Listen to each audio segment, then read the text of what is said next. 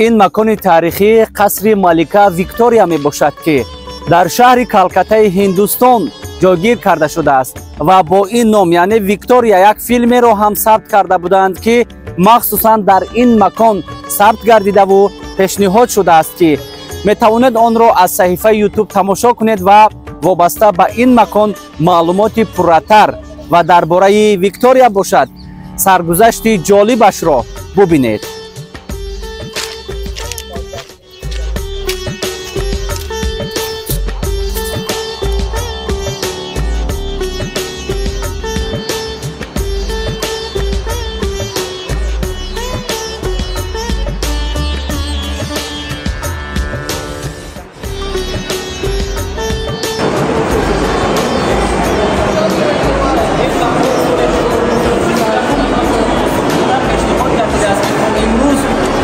تمامی گوشه و کنار دنیا برای تماشا نمودن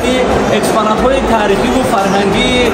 ملکه ویکتوریا می آیند و این مکان زیبا را باز هم تماشا کرده از تاریخ این مکان آشنایی پیدا می‌کنند.